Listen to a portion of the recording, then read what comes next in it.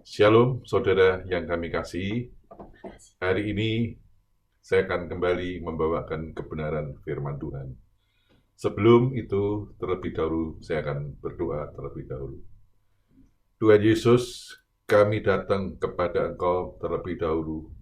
Sebelum hamba-Mu menyampaikan kebenaran daripada sabda-Mu, Tuhan yang akan taruh perkataan-Mu pada bibir lidah hamba-Mu, dan Engkau memberikan otoritas untuk menyampaikan kebenaran sabda-Mu ini.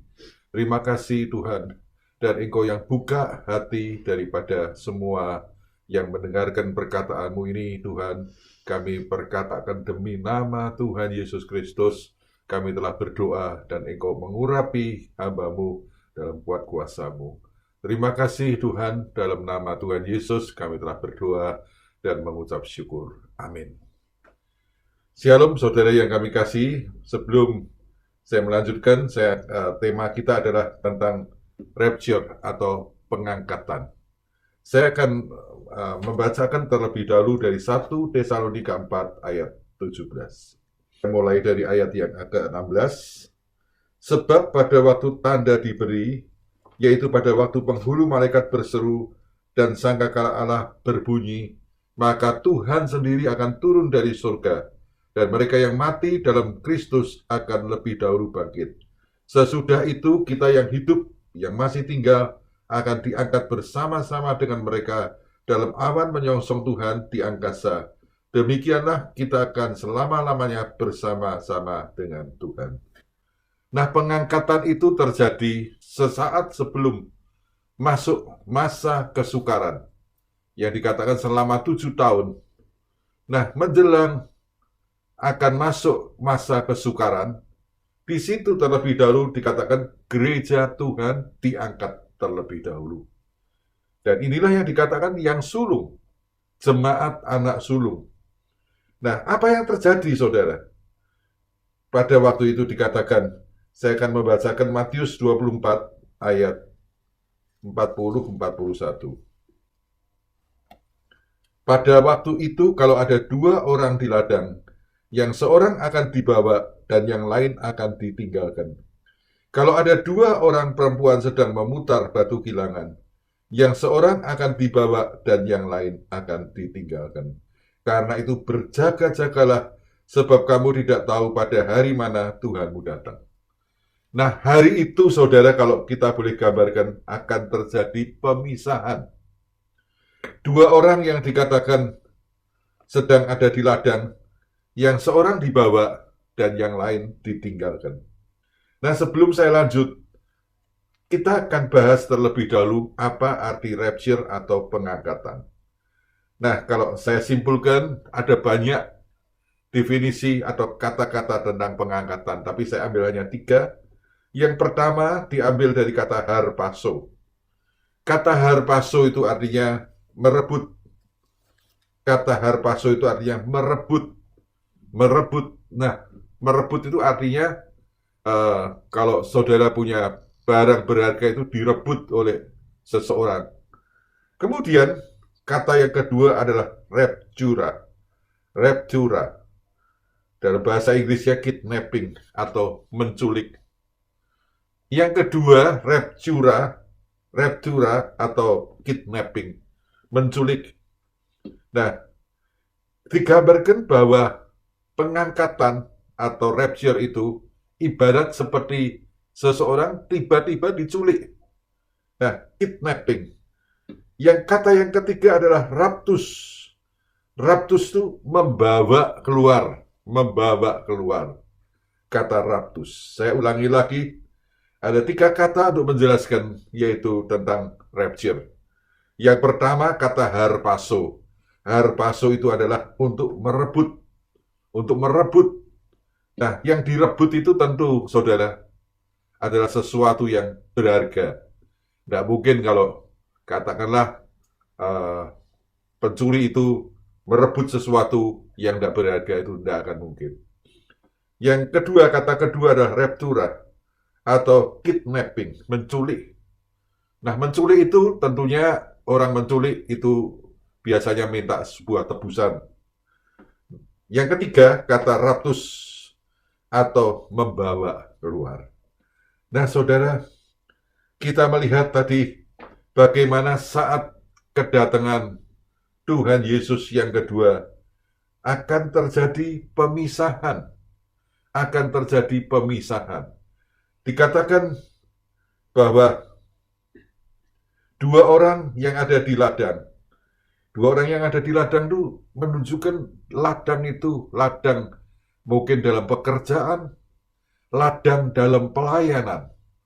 Nah, saudara harus ingat terlebih dahulu, baik ladang itu dua orang yang menunjukkan sedang ada dalam ladang pelayanan, ladang itu berbicara pekerjaan, tiba-tiba dikatakan yang satu diangkat, yang satu ditinggalkan.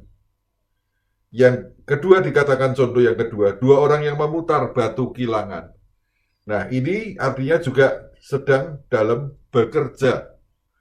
Dua orang itu yang dikatakan yang satu diangkat, yang satu akan ditinggalkan. Nah, saudara yang terkasih, inilah kejadian yaitu di mana terjadi intinya adalah pemisahan. Nah, oleh karena itu, apakah kita sudah siap, yaitu masuk di dalam masa-masa tersebut? Nah, dikatakan mereka yang dikatakan diangkat itu dibawa kemana? Ini pertanyaannya. Mereka yang diangkat oleh Tuhan itu dibawa kemana? Saya akan membacakan Wahyu 19. Wahyu 19 ayat yang ke-9. Lalu ia berkata kepadaku, tuliskanlah, berbahagialah mereka yang diundang ke perjamuan kawin anak domba, katanya lagi kepadaku. Perkataan ini adalah benar, perkataan daripada Allah. Nah, saudara, biasanya kalau ada kata-kata pengulangan, dan kemudian ditegaskan lagi perkataan ini adalah benar, perkataan daripada Allah. Nah, berarti firman Tuhan ini tidak main-main, saudara. Dikatakan demikian, berbahagialah mereka yang diundang masuk dalam perjamuan kawin anak domba. Bahwa yang mereka mengalami rapture, mereka mengalami pengangkatan. Nah, di sini dikatakan bahwa pada waktu Tuhan datang, Tuhan akan menjemput mereka. Tuhan ada di udara, menjemput mereka di bawah, yaitu ke udara. Bukan Tuhan menginjakkan kaki, belum Tuhan menginjakkan kaki di bumi, tapi Tuhan menjemput, yaitu mereka yang dikatakan berbahagia. Mereka yang layak diundang masuk dalam perjamuan kawin anak domba Allah. Nah, saudara, biarlah kita sebagai orang percaya, bagaimanakah dengan hidup saudara, dengan hidup kita semua? Apakah kita sudah layak bahwa kita akan diangkat masuk, yaitu dalam perjamuan nikah anak domba Allah? Nah, kita melihat, saudara, bahwa nanti dikatakan ada pertemuan di udara. Nah, disitulah dikatakan orang-orang yang mati di dalam Tuhan, terlebih dahulu diangkat. Kemudian kita yang masih ada dari 1 Tesalonika 4 ayat 17, kita akan diangkat naik. Nah, disitulah bahwa kita semua bersama-sama dengan Kristus. Kapan itu terjadi, saudara? Yaitu sesaat sebelum, yaitu masa kesusahan itu terjadi. Masa kesusahan atau minggu yang ke-70 daripada nubuatan Daniel. Minggu terakhir daripada nubuatan Daniel. Nah, di situ dikatakan bahwa gereja Tuhan diangkat naik ke udara. Nah, kemudian nanti pada saatnya, yaitu akan turun bersama-sama dengan Kristus di muka bumi. Nah, kita melihat, saudara, pada saat ini, mari, biarlah kita menyadari terlebih dahulu bahwa rapture atau pengangkatan ini bakal terjadi. Memang seakan-akan seperti cerita fiksi. seperti komik. Tapi inilah firman Tuhan, saudara. Bukan dari saya, tapi dari Alkitab, dari firman Tuhan ini yang mengatakan demikian. Mari kita belajar. Mungkin ada yang jemaat yang mungkin, apa ya toh? Apa ya bener toh? Nah saudara, mari buanglah semua keraguan-raguan saudara. Biarlah Anda belajar percaya bahwa perkataan Tuhan itu ya dan amin. Terlebih saudara, kita sudah mengalami bagaimana wabah corona ini menghantam bukan hanya Indonesia, dimulai dari Cina, pergi ke Indonesia, dan sekarang ke seluruh muka bumi. Saudara yang kami kasih, biarlah hari-hari ini kita makin diingatkan bahwa kita harus mempersiapkan diri kita. Nah, oleh karena itu, bagaimana persiapan kita? Apakah kita menjadi orang-orang yang layak? Kita orang-orang yang layak untuk kita bisa diundang masuk dalam perjamuan nikah anak domba. Atau orang-orang yang bakal mengalami rapture, yaitu kita diangkat. Gereja Tuhan itu artinya diangkat sebelum masa kesusahan itu mereka alami. Nah, yang pertama, saudara, siapa yang bisa mengalami rapture? Yang pertama, yaitu mereka yang rindu, mereka yang selalu menanti kedatangan Tuhan Yesus yang kedua. Nah, bagaimana kerinduan saudara, kerinduan saya? Bagaimana kerinduan itu? Apakah, asal rindu begitu saja? Kerinduan ini adalah sesuatu yang sesuatu yang membutuhkan. Nah, saudara, andai kata saudara itu menjemput, katakanlah orang yang Anda kasihi. Nah, dia akan datang dari luar negeri. Nah, betapa saudara menantikan orang itu, kekasih saudara itu, dengan sungguh-sungguh pada waktu mereka itu sudah keluar. Setiap kali kalau saya menjemput, yaitu istri saya menjemput dia di bandara, seringkali mungkin di Jakarta. Nah, saudara, apa yang saya lakukan? Mata saya itu selalu memandang. Satu persatu saya pandang, ada enggak ya? Nah, saudara, kalau betul pada akhirnya saya melihat istri saya, wah, dari jauh sudah senyum Pepsodent. Hati saya nyes. Nah, saya merasakan satu luapan kegembiraan. Nah, bagaimana sikapmu? Bagaimana sikap saudara menantikan? Menantikan itu artinya mengharap. Nah, saya akan bacakan dari Mazmur 42. Mazmur 42.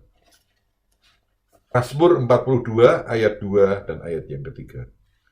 Seperti rusa yang merindukan sungai yang berair, demikianlah jiwaku merindukan Engkau, ya Allah.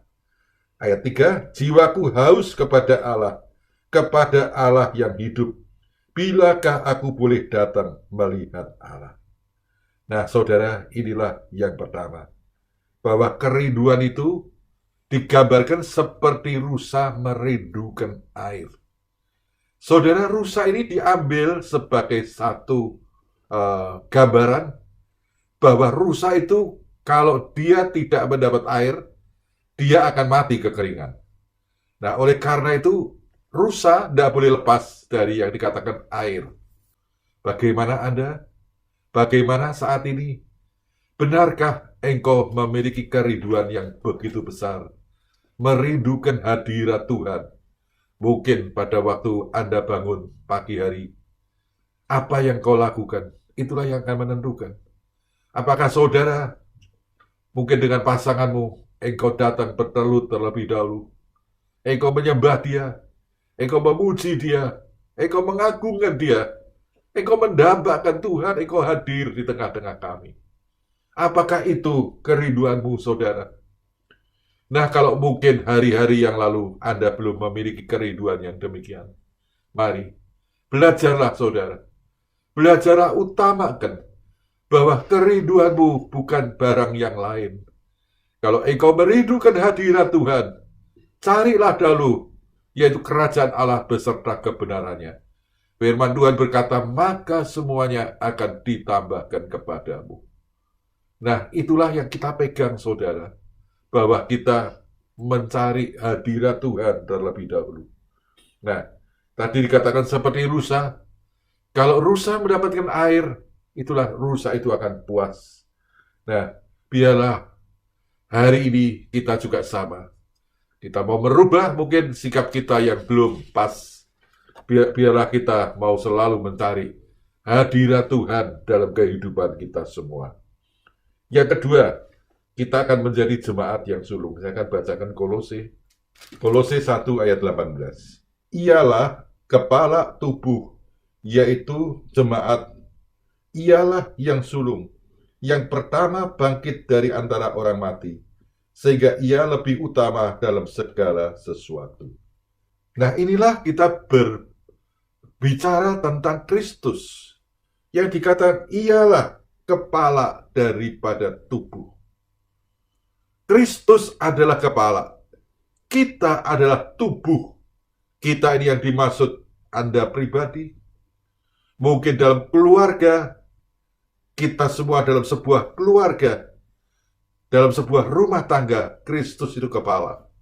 Kristus, Tuhan Yesus, dia mati, disalibkan. Tapi pada hari yang ketiga, dia bangkit dan dia hidup. Nah, kita melihat bahwa ialah yang sulung, ialah yang terutama, ialah yang paling utama. Nah, kita melihat, saudara, arti sulung ini adalah yang terutama. Yesus adalah yang terutama, yang sulung. Kita melihat, saudara, di dalam Kejadian 49 ayat yang keempat. Dikatakan bahwa Ruben itu adalah anak yang sulung. Secara hierarki dalam keluarga, Ruben itu sulung. Tapi mengapa dikatakan di dalam Kejadian 49 ayat 4, Ruben, walaupun engkau anak sulung, tetapi bukanlah yang terutama, sebab engkau telah melanggar kesucian ayahmu. Nah, kita lihat, saudara, secara kelahiran Ruben adalah anak sulung. Tapi sayang, Ruben tidak menjadi anak sulung. Karena apa? Dia gagal. Karena apa? Melanggar kesucian. Nah, kita lihat di sisi yang lain Yusuf. Yusuf itu bukan anak sulung. Tapi kita lihat bagaimana Yusuf itu dipermuliakan. Walaupun pada awalnya semua kakak-kakaknya itu yang dikatakan mereka dengki. Mereka iri hati kepada Yusuf. Pada waktu Yusuf disuruh, yaitu oleh bapaknya, datang menengok saudara-saudaranya. Nah, itulah kesempatan. Mari kita bunuh anak itu. Tapi kita melihat salah satu daripada saudaranya masih membela, yaitu bukan dibunuh tapi dimasukkan ke dalam sumur. Dia berpikir nanti aku angkat kembali. Nah, saudara, kita lihat bagaimana Yusuf, dia dimasukkan ke dalam sumur. Dengan harapan apa? Dia bukan terutama lagi. Bapaknya itu mengasihi. Dan ini membuat satu kecemburuan yang sangat.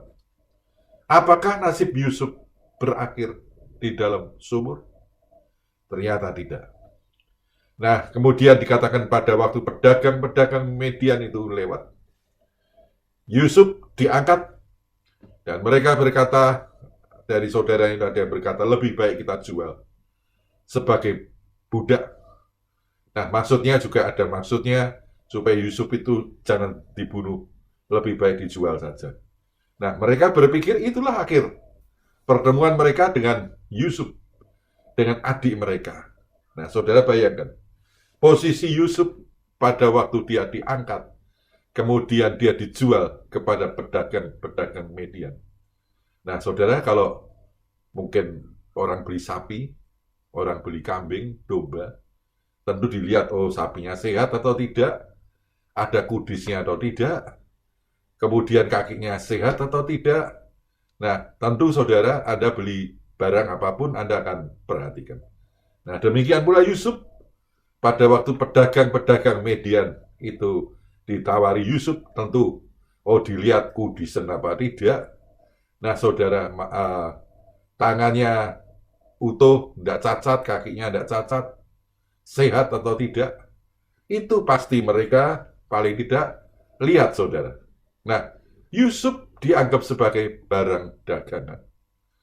Nah, akan dijual sebagai budak. Saudara bayangkan perasaan daripada Yusuf.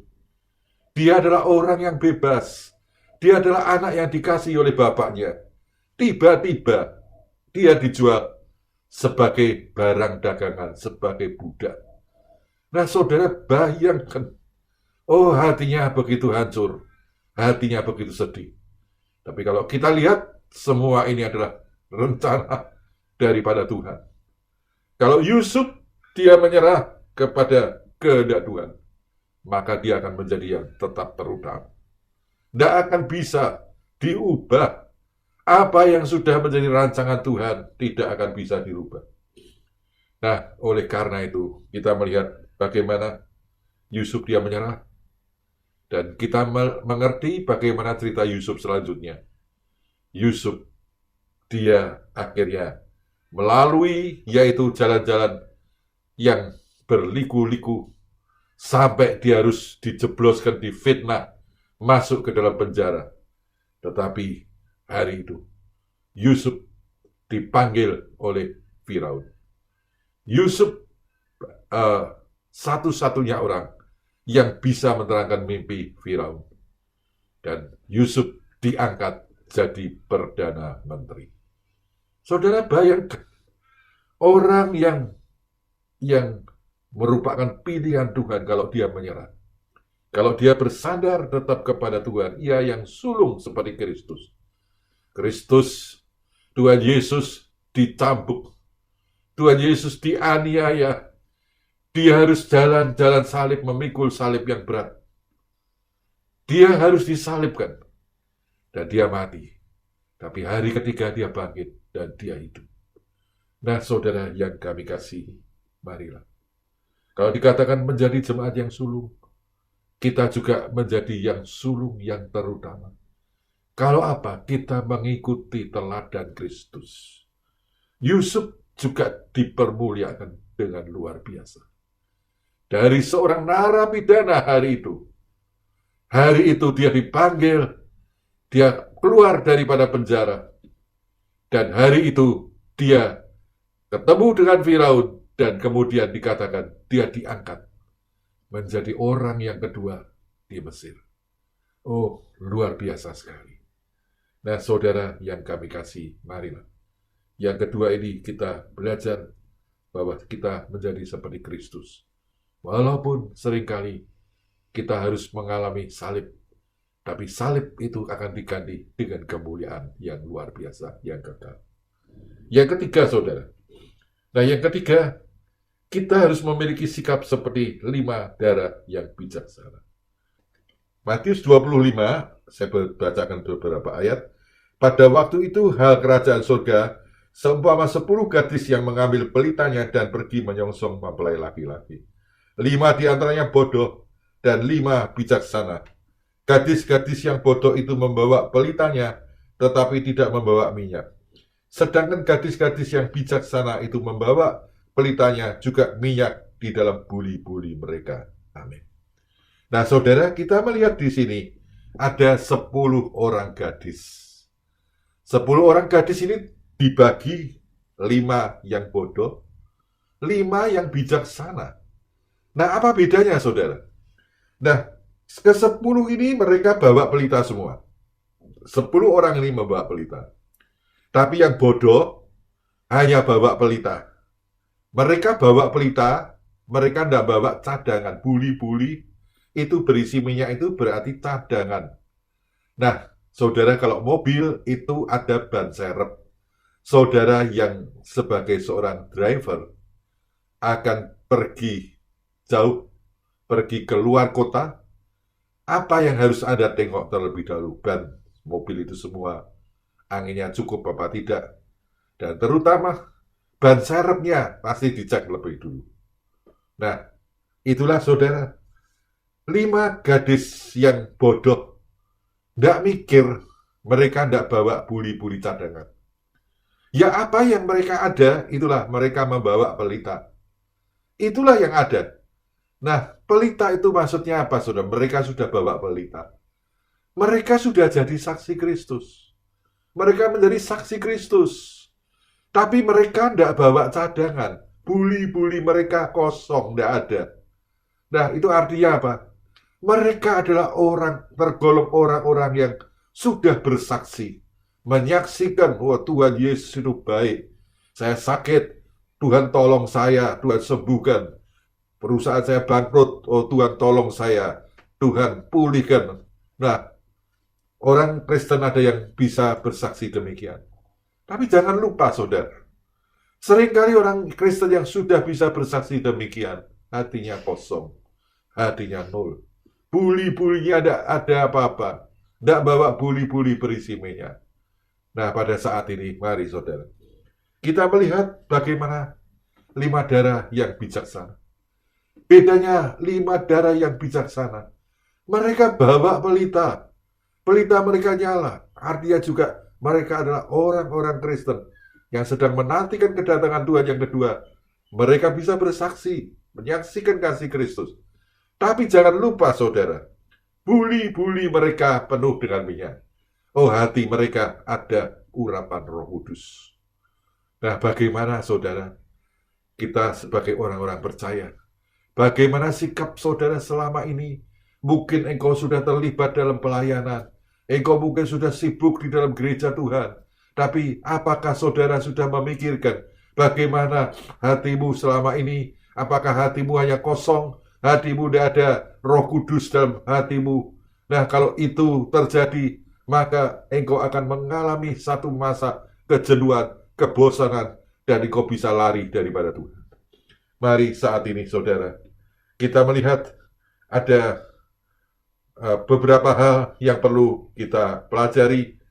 Yang pertama, saudara, kita lihat tadi, yaitu mereka yang menantikan seperti rusa yang merindukan air. Kita punya kerinduan yang sangat menantikan, oh Tuhan itu kapan datang. Itu kerinduan yang pertama. Mereka menantikan kedatangan Tuhan Yesus dengan sangat. Yang kedua, biarlah kita belajar, kita menjadi jemaat yang sulung. Jemaat yang sulung, yang terutama. Bukan seperti Ruben. Tapi kita belajar, kita menjadi seperti Yusuf. Menjadi yang terutama. Yang bisa dipandang nantinya dalam keluarga, bahkan di dalam kerajaan Mesir. Nah, yang ketiga, saudara, kita memiliki sikap seperti 5 darah yang bijaksana. Pelita kita tetap menyala, dan kita masih punya reserve, masih punya cadangan, yaitu buli-buli berisi minyak. Itulah yang hati saudara dan saya penuh dengan urapan Roh Kudus. Amin. Nah, mari saya akan mengakhiri firman Tuhan. Saya akan masuk di dalam doa. Kami mengucapkan syukur dan terima kasih Tuhan. Kalau pada saat ini kami telah mendengar kebenaran daripada sabda-Mu. Dan lebih dahulu Tuhan Engkau meteraikan kebenaran sabda-Mu dalam lubuk hati kami. Sehingga firman-Mu bertumbuh, firman-Mu berbuah-buah dalam kehidupan kami pribadi lepas pribadi. Dan Tuhan Engkau yang jamah, yaitu setiap kami daripada anak-anak-Mu, Tuhan. Oh Tuhan Engkau yang bawa kami menyadari bahwa kedatangan-Mu sudah tidak lama lagi. Tuhan Engkau akan mengangkat, yaitu mereka-mereka yang menjadi jemaat yang sulung, yang tidak bercacat, tidak bercela, masuk yaitu dalam perjamuan nikah anak domba Allah. Oleh karena itu Tuhan persiapkan kami, hidup kami anak-anak-Mu Tuhan, untuk hari demi hari kami makin lebih dekat kepadamu. Terima kasih Tuhan. Berkati Tuhan setiap anak-anak-Mu yang telah mendengarkan kebenaran daripada sabda-Mu. dan meteraikan kebenaran sabdamu dalam lubuk hati kami, sehingga firman-Mu bertumbuh berbuah-buah dalam hidup kami. Kami berdoa juga Tuhan buat kondisi yaitu COVID-19 ini. Tuhan, kami hanya berdoa, kami hanya memohon kepadamu, oleh bilur-bilur-Mu Tuhan, Engkau yang patahkan Tuhan COVID-19 ini Tuhan, baik yang ada di Aussie dan juga yang ada di Indonesia Tuhan. Engkaulah yang sanggup Tuhan menolong semuanya ini. Terima kasih Tuhan Yesus, terpuji nama-Mu. Haleluya. Amin. Kita akan masuk yaitu dalam perjamuan kudus pada saat ini. Mari kita akan mempersiapkan diri kita, saudara. Kita akan menyanyikan terlebih dahulu salibnya.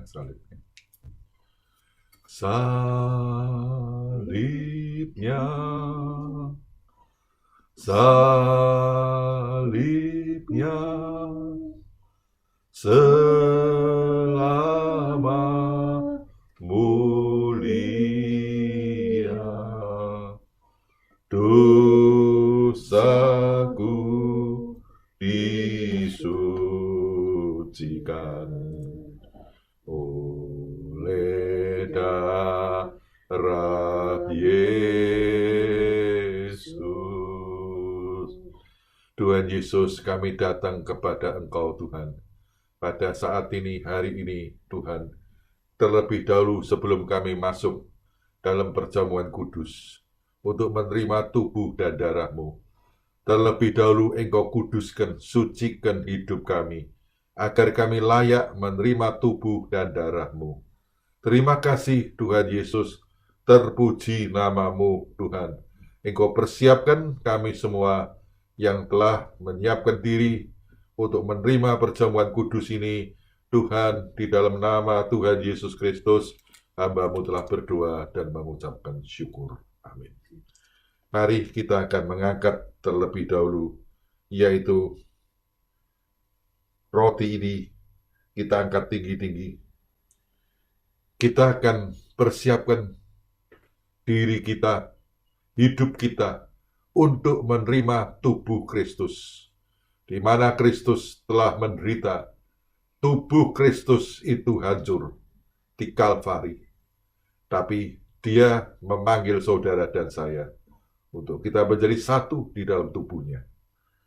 Sebab apa yang telah kuteruskan kepadamu, telah aku terima dari Tuhan, yaitu bahwa Tuhan Yesus pada malam waktu Ia diserahkan mengambil roti, dan sesudah itu Ia mengucap syukur atasnya. Ia memecah-mecahkannya dan berkata, inilah tubuhku yang diserahkan bagi kamu. Perbuatlah ini menjadi peringatan akan aku. Bukankah roti yang dipecah-pecahkan adalah persekutuan di dalam tubuh Kristus? Haleluya. Dalam nama Tuhan Yesus Kristus, kita akan makan bersama-sama.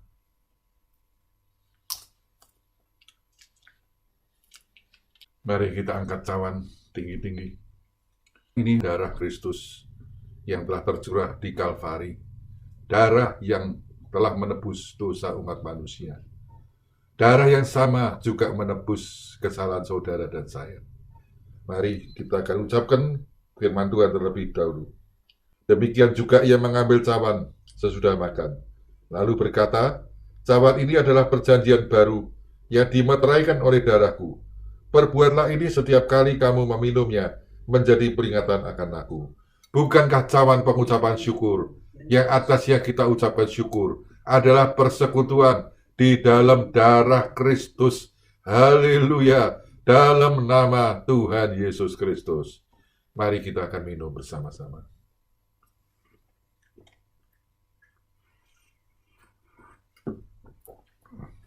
Mari kita mau datang mengucap syukur. Kami mengucap syukur kepadamu Tuhan, kalau kami telah menerima tubuh dan darah-Mu yang telah memperbarui hidup kami Tuhan. Maka terlebih dahulu Tuhan, Engkau yang akan sucikan hidup kami, layakkan hidup kami, ubahkan hidup kami, agar hidup kami berkenan di hadapan-Mu. Oleh karena itu, lawat Tuhan kami, jemaat-jemaat-Mu Tuhan, Engkau yang akan sucikan kami. Engkau yang mengubah hidup kami, agar kami layak di hadapan-Mu Tuhan.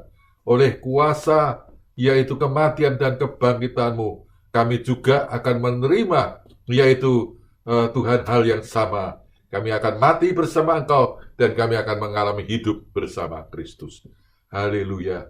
Tuhan Yesus, Engkau berkati kami semua yang telah mendengarkan kebenaran sabda-Mu, yang telah yaitu ikut dalam perjamuan kudus. Saat ini Tuhan, kalau ada di antara anak-anak-Mu yang tergeletak sakit, mereka yang lemah, mereka yang mungkin ada yang terkena COVID, atau penyakit-penyakit apapun Tuhan, saat ini kami selaku hamba-Mu, kami mengundang dalam nama Tuhan Yesus Kristus, oleh bilur-bilur-Mu Tuhan, Engkau jamah Tuhan, mereka yang tergeletak, yang mereka tidak bisa bangkit Tuhan, mereka mengalami sakit penyakit, Tuhan, oleh bilur-bilur-Mu, Engkau menyembuhkan mereka yang sakit, mereka yang lemah, Tuhan Engkau kuatkan, mereka yang kekurangan, Tuhan Engkau cukupkan, Engkau pelihara. Mungkin hari-hari ini, oh Tuhan, di mana krisis terjadi, Tuhan, karena COVID ini Tuhan, oh Tuhan, kami percaya,